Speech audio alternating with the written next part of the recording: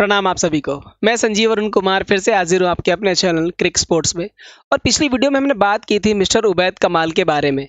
उनका इंटरव्यू किया था हमने और उन्होंने अपनी जर्नी बताई थी कि कैसे बेहद कम उम्र में उन्होंने क्रिकेट शुरू की और उतनी ही कम उम्र में क्रिकेट उन्होंने ख़त्म भी की, यानी संन्यास ले लिया। मात्र 18 साल की उम्र में रणजी ट्रॉफी डेब्यू किया था उन्होंने और 28 तक आते आते संन्यास भी ले लिया। तो ये हमने जाना था पिछली वीडियो में, लेकिन इस वीडियो में हम जानेंगे जब उन्होंने क्रिकेट के भगवान सचिन तेंदुलकर को आउट किया था। और इस वीडियो में हम बात करेंगे कि किस तरीके से उन्होंने सचिन तेंदुलकर के खिलाफ रणजी ट्रॉफी के मैच में एक जाल बुना था और सफल हुए, आते ही सचिन तेंदुलकर को आउट कर दिया। जी हम बात करें क्रिकेट के भगवान सचिन तेंदुलकर की, और उसके बदले में सचिन ने भी उछलकर उनके कान में कहा वेल बोल्ड। हम बात कर रहे हैं उबैद कमाल की, जिन्होंने रणजी ट्रॉफी खेला उत्तर प्रदेश से, रणजी ट्रॉफी टीम का सेलेक्टर रहे, फिर अंडर 22 टीम के वो कोच भी रहे। ऐसी ढेर सारी उपलब्धियां हैं और एक समय ऐसा आया कि अगले दिन भारतीय टीम का नाम घोषित होना था और पूरे खेल जगत में चर्चा थी कि उबैद का सिलेक्शन हो चुका है और रातों रात इनका नाम कट गया। तो हम जानेंगे ये वाकया कैसे बीता उनके साथ और उनके ऊपर क्या बीता कि उन्होंने इतनी कम उम्र में ही संन्यास ले लिया। बने रहिए हमारे चैनल के साथ, मैं आगे वीडियो में आता हूं लेकर उनको आपके साथ। 90s में आपने खूब क्रिकेट खेली सर। 90s का एक उभरता हुआ सितारा जिसने बाद में पूरी दुनिया पे राज किया, सचिन तेंदुलकर सर। उनके साथ ही आपने क्रिकेट खेली? हाँ, खेलने का मौका मिला, बहुत बॉल डाला सर आपने? हाँ, बॉल डाला और आउट किया। जो प्लान करके मैंने उनको बॉल डाला उस प्लान में मैं सक्सेस हुआ और मुझे मालूम था कि थोड़ी देर की ही बात है, अगर इसमें मैं प्लान में अपने सक्सेस हो गया तो प्लान भी बड़ा क्लियर और बड़ा गहरा प्लान होगा, जो जहाँ तक अगर सक्सेस होना तो वो क्लियर और गहरा प्लान में मैं सक्सेस रहा। कैसे आउट किया आपने उस चीज़ को?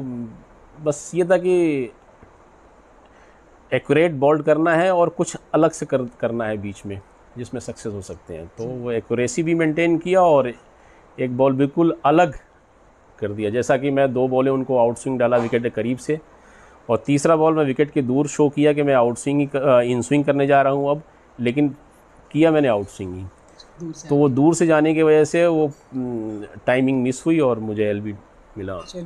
हाँ, दिल्ली ट्रॉफी मैच था वो। तो वो सबसे बड़ा विकेट, जाहिर सी बात है क्योंकि क्रिकेट का भगवान अगर किसी को कहा गया है तो वो सचिन तेंदुलकर जैसे महान खिलाड़ी को कह दिया गया है। तो उन्हें आउट करके किसे खुशी नहीं होगी भाई। आज मैं बात कर रहा हूँ तो सर आप बात करें रोंगटे हमारे खड़े हैं नहीं।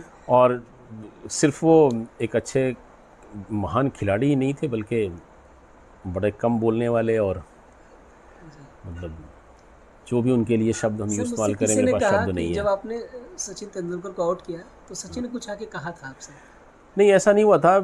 इत्तेफाक से सचिन तेंदुलकर को मैंने एक मैच में और भी आउट किया था, वहाँ भी तीसरी बॉल पे ही आउट कर लिया था और वहाँ भी कुछ इसी तरह प्लानिंग थी और उसमें मुझे वो विकेट मिल गया था।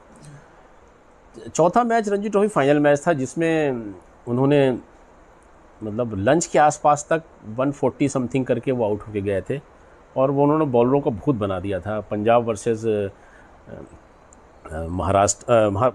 पंजाब वर्सेस बॉम्बे वो फाइनल मैच था वानखेड़े में। उसमें कुछ चीज़ें ऐसी हुई थी जो मतलब प्लान के तहत उन्होंने किया था, और कि हम यूपी के पंजाब के पास भी अच्छे फास्ट बॉलर हैं और हमारे पास भी अच्छे फास्ट बॉलर हैं, तो हम 3 दिन में मैच ख़त्म कर देंगे, हम विकेट ग्रीन दे रहे हैं। और जब जाके विकेट देखा तो वही गोल्डन ग्रास दिखी मुझे। तो मैंने कहा यार ये तो 1 घंटे ये कुछ थोड़ा सा बॉल निकलेगा और वो भी चूँकि स्टंप के ऊपर से निकलेगा तो उसमें स्टंप पे लगने के चांसेस तब होते हैं जब बॉल को हम गोल्डन के स्पॉट पे खिलाएं। जी, ज़रा सा छोटा खिलाएंगे विकेट के ऊपर से निकल जाएगा। तो यही इसी में वो माहिर थे। फास्ट बॉल ज़्यादातर वानखेड़े में हल्का पीछे खिलाते थे तो बैट्समैन को छोड़ना भी आसान रहता था, ऊपर थोड़ी देर सर्वाइव करने के लिए वो आगे थोड़ी देर के बाद 1 घंटे बाद सारा गेम बैट्समैनों का हो जाता था। मैंने हालांकि इस चीज़ को लेकर गाइड किया अपनी टीम को, लेकिन वो चीज़ नहीं समझ में आई। हम टॉस जीतने के बाद भी हमने उनको बैटिंग भी दे दिया पहले, और वो हमेशा इसी बात के लिए तैयार रहते हैं कि हम कुछ भी हो बैटिंग पहले करेंगे ताकि चौथी इनिंग मुश्किल हो दूसरी टीम को। तो हमने इस तरह से बातें की, लेकिन वो पंजाब के कैप्टन नवजोत सिंह सिद्धू साहब थे, उन्होंने नहीं सुना और टॉस जीत के भी उन्होंने बैटिंग दे दी उनको बॉम्बे को। फिर बॉम्बे में सचिन ने भूसा भर दिया। लेकिन जो मैं महसूस करता हूँ कि मैं ही एक ऐसा बॉलर था जिसको रिस्पेक्टफुली थोड़ा खेला था। परेशान किया आपने? परेशान तो नहीं किया, सच्चाई तो ये है, जी। लेकिन हाँ थोड़ा सा बांधने में कामयाब हुआ कॉन्फिडेंस था। तो सर लगा उसके होगा। बांधने की वजह सिर्फ ये नहीं थी कि मैं उनको बांध ले रहा था स्ट्रोक खेलने से, जी। वो मुझे बड़ा अलर्ट होकर खेल रहे थे, 2 बार आउट कर कोई चुके मौका थे नहीं। सर। हाँ, और फिर उन्होंने, भाई वो तो सचिन ने क्लास बैटिंग की, और मैच ख़त्म हुआ, हम वो मैच हार गए। मिलते हुए हाथ मिलाया, कान तक आके थैंक्स, तो मैंने कहा थैंक्स की बात का, तो वो बात मेरे पूरी तरह समझ में नहीं आई। कयास हम लगाते हैं आज भी, जी। समझ में नहीं आई। मैं कोई बात नहीं, उस वक्त मैं इंडिया के लिए बस ये था कि आजकल में मेरा नाम आ जाएगा, तो जब ड्रेसिंग रूम में बैठूंगा तो बात करूंगा, लेकिन वो टाइम नहीं आया, तो कोई बात नहीं। अब ख्वाब सर तो ये था ना देखिए। कि हमारे स्टेट का नाम कितना ऊपर जाए, जी। और वही ख्वाब लेकर के आज भी, पहले खेला करते थे, अब खिलाया आपने करते सर हैं। अपने परिवार का, इलाहाबाद का, उत्तर प्रदेश का इतना नाम ऊंचा किया कि सब लोग, जो भी लोग खेल से थोड़ा भी वाकिफ़ हैं, वो ज़रूर जानते हैं कि कौन है उबैद कमाल। और मैं बता दूं दर्शकों को, हालांकि सब लोग, बहुत लोग विकिपीडिया और गूगल पे देखते रहते हैं आपको, एक ही पारी में 9 बार 5 विकेट लिया आपने। सर उनमें कोई ऐसा स्पेल जो बहुत याद हो आपको, बहुत परेशान होना पड़े लेकिन फिर भी अपने 5 विकेट झटके? हाँ, ऐसा तो देखा जाए तो अगेंस्ट राजस्थान ही एक मैच में मैंने 5 विकेट लिया था, बल्कि 6 विकेट लिया था उस मैच में, और मैच एक तरीके से हमारे हाथ से निकल चुका था। तकरीबन 70 रन चाहिए थे राजस्थान को जीतने के लिए सेकेंड इनिंग में, और उनके पास 7 विकेटें थी, जी। और लंच के बाद के पूरा गेम बचा हुआ था। उससे पहले कैप्टन ने मुझे सिर्फ 8 ओवर बॉलिंग दी थी बस, 8 ओवर में, और सिर्फ मैंने 8 ओवर में 8 ही रन दिए थे जी। बस, नहीं 12 रन दिए थे बस। स्पेल तो अच्छा चल रहा था सर। हाँ, ऐसे ही कुछ था उसमें, उसके बाद नहीं दिया था। मैच जब लंच के बाद कैप्टन ने मुझे बॉल पकड़ाया, तो लगा कि यार मैच तो पूरा ख़त्म हो चुका है, देखा जाए तो अब कर क्या सकते हैं। तो मैंने कहा यार अपना जो मैक्सिमम है वो दो इस टाइम। तो मैक्सिमम में अच्छा रनअप, अच्छा एक्शन, अच्छा डिलीवरी, और बैट्समैन की वीकनेस पकड़ के फील्ड लो, वो किया। तो फिर 4 ओवर में ही 6 विकेट मिल गई मुझे। मैच भी निकाल लिया आप लोगों ने। हाँ, वो मैच एकदम पासा ही पलट गया। तो उसमें जो मुझे स्विंग मिला ना, जो निप मिला, वो लाजवाब। और उसमें एक कैच मनोज मुदगल ने लिया था, विकेट कीपर, उनका स्टार बैट्समैन था, उसने फ्लिक मारा, एज लगा, और मुदगल ने डाइव करके एक कैच उसमें उठाया था लेग साइड पे। वो ऐसा कैच मैंने दोबारा नहीं देखा। सर आप मतलब आपकी बॉल पे लेग साइड पकड़ना थोड़ा टफ इसलिए कि मुझे याद है आप कॉर्नर लेके आते थे थोड़ा सा, जो 90s के बॉलर मोस्टली। हाँ जी, हाँ वो जी, तो हाँ और जी, टफ इमरान खान को थोड़ा कॉपी करते थे ना, तो उसमें वो आके फिर मारते थे, तो वो जाता था बॉल और निकलता था बाहर की तरफ। वो कैच लाजवाब कैच। तो वो टोटल मेरा फिर बॉलिंग एनालिसिस था 12 ओवर 8 मेडन, 20 रन 6 विकेट।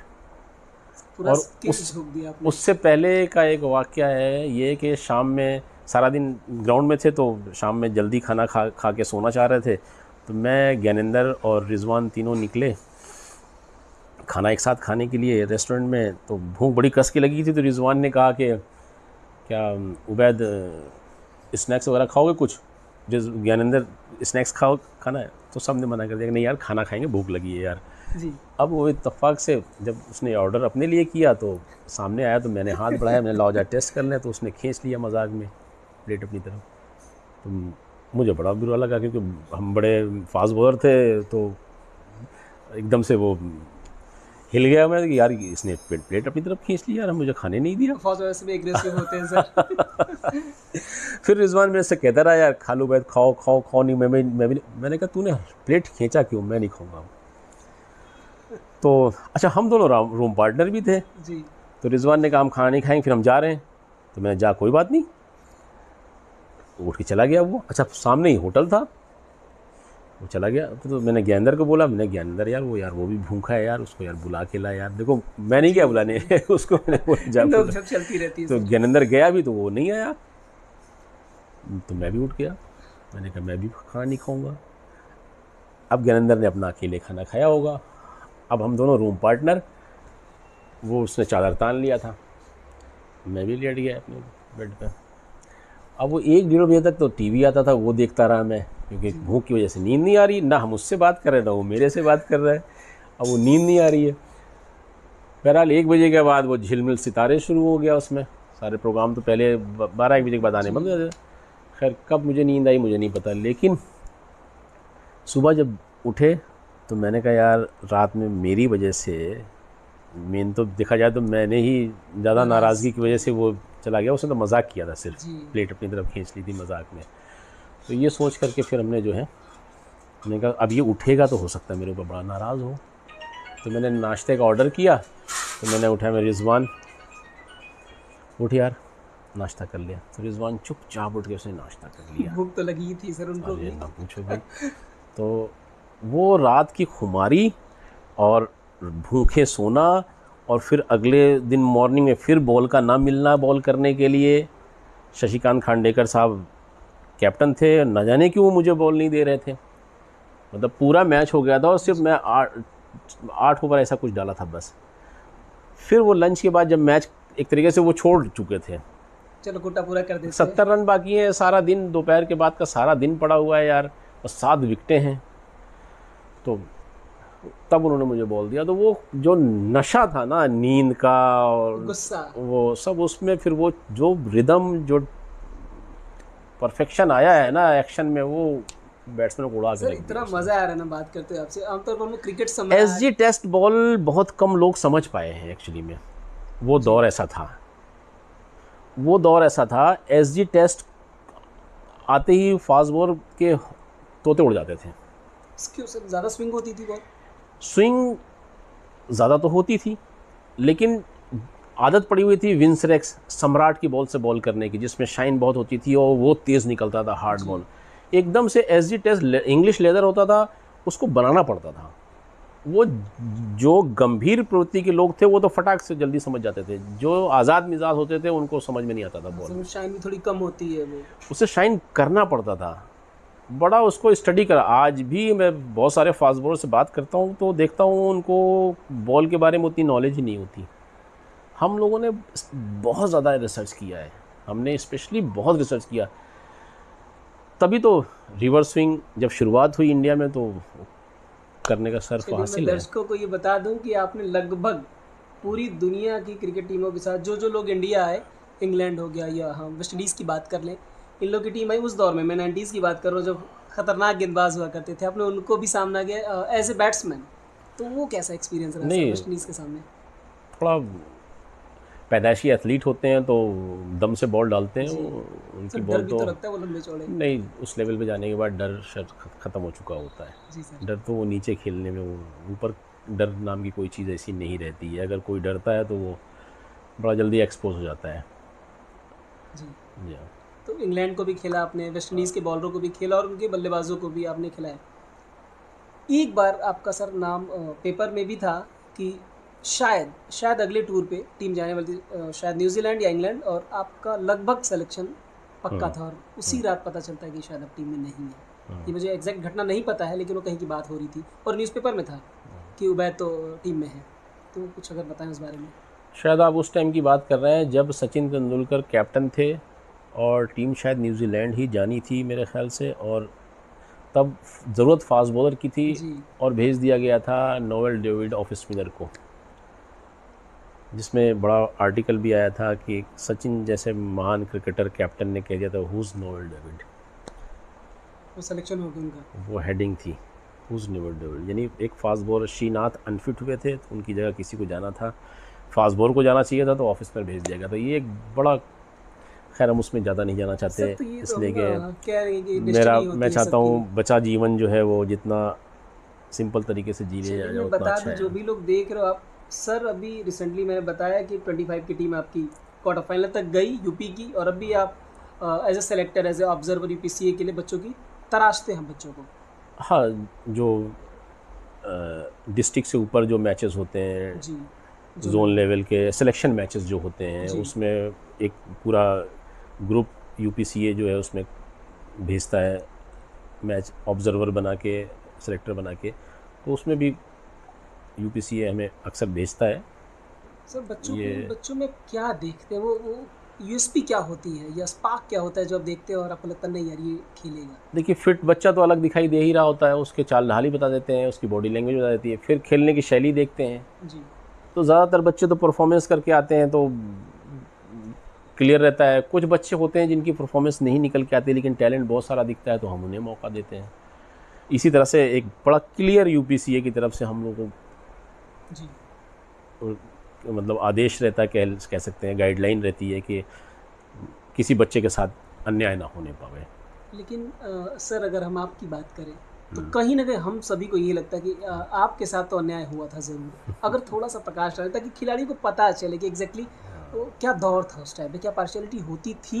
हालांकि हम ये नहीं कहेंगे कि आप किसी के बारे में बात करें, लेकिन क्या मैं थी ऐसी मैं बात? अलग, बिल्कुल अलग तरह के सोच का खिलाड़ी रहा हूँ और आज भी मेरी सोच बिल्कुल अलग रहती है। इसे हम अन्याय का नाम आज दे रहे हैं, हम उस वक्त भी अन्याय का नाम नहीं देते थे।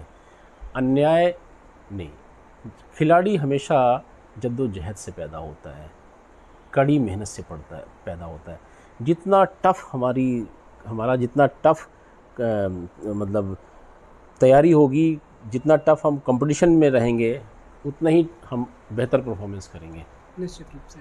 तो सिलेक्शन ना होना ये आपके अंदर अगर जोश पैदा कर दे रहा है और ज़्यादा अच्छा बना दे रहा है, तब तो आप सही डायरेक्शन में हैं। जी। अगर अदरवाइज़ तो आप सिर्फ अगर उसी को मान मेरा सिलेक्शन नहीं हुआ, अरे भाई नहीं हुआ, आपने क्या फिर अगले साल उससे ज़्यादा अच्छे होके आए आप? ये बहुत बड़ी सीख है नए खिलाड़ियों के लिए कि आप उसी में कोशिश करने लगे कि भाई अभी मौका, सब कुछ अभी थोड़ी है। मैं आगरा क्रिकेट हॉस्टल में as a wicket keeper select हुआ था। जी। मुझे नीरू कपूर साहब ने सेलेक्ट किया था। मैं उनकी दिल से आज भी इज्जत करता हूँ। क्यों? क्योंकि मैं पॉजिटिव सोचने वाला और मेरे अंदर पेशेंस भी था। मैं फास्ट बॉलर होकर के भी मेरे अंदर पेशेंस था। पेशेंस बहुत ज़रूरी है। आज के लोगों में पेशेंस नहीं है, खिलाड़ियों में पेशेंस नहीं है, बच्चों में पेशेंस नहीं है। तो जब मैंने 1 महीने के अंदर फास्ट बॉलिंग चुन लिया, कीपिंग छोड़ दिया, तो नीरू कपूर साहब मेरे से नाराज़ हो गए as a wicket keeper select क्योंकि उन्होंने ही हॉस्टल में सेलेक्ट किया था। वही हॉस्टल का भी सिलेक्शन करते थे, वही यूपी के सिलेक्शन में भी होते थे। तो 5 साल लगातार उन्होंने मुझे सेलेक्ट इसलिए नहीं किया कि उन्होंने ही मुझे एज ए कीपर सेलेक्ट किया था, तो मैंने बॉलिंग क्यों शुरू कर दी। हाँ, ये बात कहूँगा, उन्होंने ये नहीं देखा कि यार ये बॉलिंग में क्या कर रहा है। अगर मैं डिज़र्विंग हूँ तो मुझे मौका मिलना चाहिए। तो मैं आज ये बात करूँ, उस वक्त मैं लोगों की बातें सुनता था, 2-4 दिन मैं गम में भी रहता था कि मेरा सिलेक्शन नहीं हुआ, लेकिन मैं उससे ज़्यादा मेहनत करना शुरू, यानी मैं हर साल मेहनत बढ़ा देता था।